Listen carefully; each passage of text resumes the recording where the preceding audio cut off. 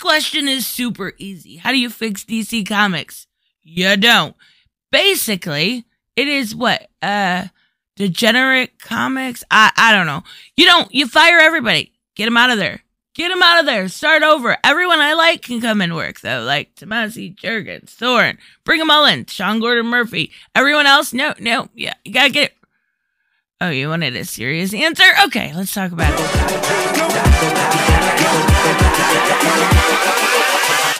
Hold up. Hey guys, it is Tristan with Nerdut's Newsstand, and yesterday I did a live stream with Dr. Soup. We went through, and because I was being, well, super lazy, I basically said, what do you guys want to talk about on a community post? And I got some suggestions, and I actually ignored one suggestion on purpose. And not because I had anything against it, but because I wanted to do a dedicated video to this subject. And I thought it was a really good jumping off point to do so. So Tava, a Smolka, amazing channel and definitely a great contributor to the channel, said, beside the mall stuff, what about DC Comics and how would you fix their mistakes? And I think this is not solvable by one person. I think in order to fix DC Comics, there are a lot of things, and I'm going to go over my personal suggestions, but I think there are a lot of things that need to be done. They need some extra management. They need some extra editors. They need a little bit more staff in order to communicate and be able to do things that do not cross paths. Like just recently, we saw some messes up in the editorial and a change of Robin. And it got a little to the point where it's like, yes, the main thing, my first thing rather, is that you need more editors. You need more staff. I have caught on to multiple mistakes in the past year, very avoidable mistakes, like instead of referencing No Man's Land, you reference Cataclysm. And I get they were around the same time, but that should be something as an editor you are very familiar with. Those were huge events, lasted a long time, great stories. Some of my favorite, well, probably my favorite event ever, huge event, would be No Man's Land. It was a phenomenal story. And most people know the difference between Cataclysm and No Man's Land. Editors are there for more than just that. I understand that. But that is a simple mistake to fix. And along with that comes the fixing of continuity. Now, this has been one thing I have been very adamant about when it comes to comics in general, especially the DC universe. You have to have clear, cut, and concise continuity. It is the fabric that holds the entire universe together. And that is why I was initially against this omniversal idea. Because if you bring back everything, then you basically skew it so nothing makes sense anymore. If you are able to remember, these characters are able to remember every single plot point that ever happened or was ever retconned, then no retcons in the future matter. And no events matter. No Black Label. Maybe that's continuity now. Maybe it's not. It's not a smart concept to really go in on. And I love the multiverse. I am all about the multiverse, but the omniverse makes it too complicated. Now, another thing they really need to focus on, in my opinion, is marketing. Marketing. If people don't know the product exists, they cannot buy it. Stop marketing on stuff like, well, in the 5th issue, I mean, you can market on both, right? In the 5th issue, John Kent has his first kiss.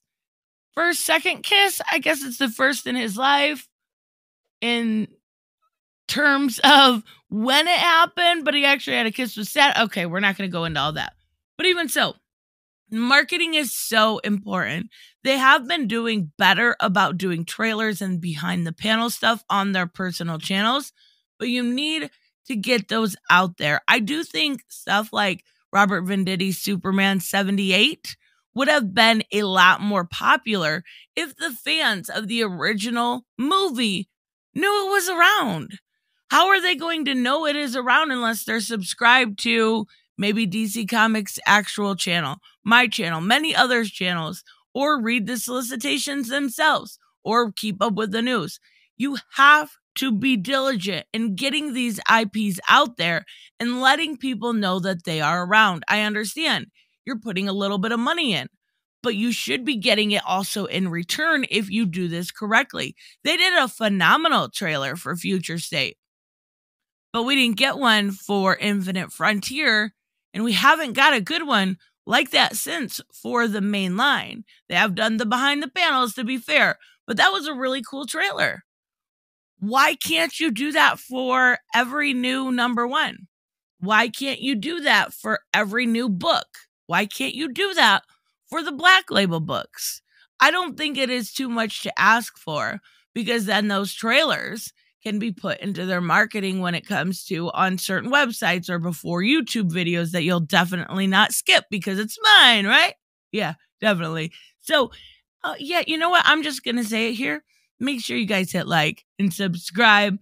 Leave me a comment down below. Let me know, of course, what you guys think, what your personal takes are. And I'm going to keep moving forward. I do think they need to work as far as the writing goes to elevate subplots and also elevate background characters. I think at this point, we could see a background character like Ghostmaker have his own spinoff. He's been around for a while. They introduced him in the main line. He seems to be, as far as I can tell, at least in my comment sections and other videos I watch, pretty well received. He's a great character. I love Ghostmaker. That at this point could have his own spinoff, and you could have another Bat title. I know everyone loves it, right? I totally do. I'm not gonna lie. But regardless, this isn't for every situation. But if you elevate those B and C level characters, they eventually become a household name like Batman, Superman, Green Lantern, and people start to become familiar with them, and you can expand your line. I also think that there is a big problem right now when it comes to almost writing for the omnibus, and the subplots because of such has fell to the side. And I do think that people enjoy that payoff, right? If you're getting a payoff from issue 1 and you're at 20, that's a good payoff. That's something you're like, yes, I love the payoff. When Jeremy Adams wrote the Future State Black Adam story, and we got the payoff in Shazam #4, 9 months later. I loved it. I was like, this is so great. This whole series was crap. But you know what? Shazam #4 was worth it to me. That payoff was good enough. And I think that has gone by the wayside way too much. I also think they need to intersect characters a little bit more. And I think that they need to, and they're doing this a little bit with, actually, you know what? To his credit, Tom Taylor is doing this the most at DC. And that is Nightwing crosses over with Flash. Flash crosses over with Son of Kal-El. You get this really good back and forth. We've seen Batman and Son of Kal-El. And you're seeing these characters outside of their own main books, and you're still getting a glimpse of them. Intersecting those characters and having them come together just elevates somebody else's book. And honestly, it's a good kind of gimmick to get people interested in another character. If they come in and they're reading Nightwing, but they love the way that Flash is written, they may check out Jeremy Adams' run. And you totally should be. Jeremy Adams is phenomenal on The Flash. But by intersecting those characters, you can really show what is going on and how these characters are deserving of your time. And I think the most important thing, and let me repeat this, the most important thing is hook them young. Get them young. Get those kids reading comic books one way or another. Whether you have to do a title like Batgirls, which is definitely for a younger readership. I don't mind Batgirls. I think it's pretty solid. I wouldn't say it's definitely made for me, but I could see younger kids reading it.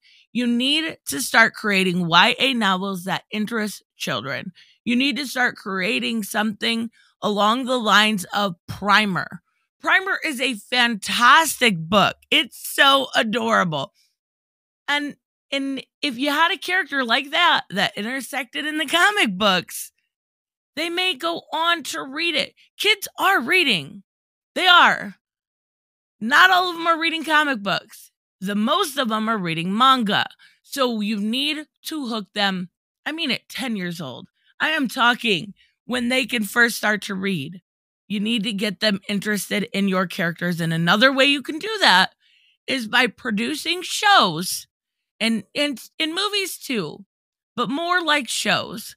How did a lot of you get interested in Batman? Honestly, was it the animated series? Did that make you pick up your first comic book? Was it Bold and the Brave? Was it the Superman animated series?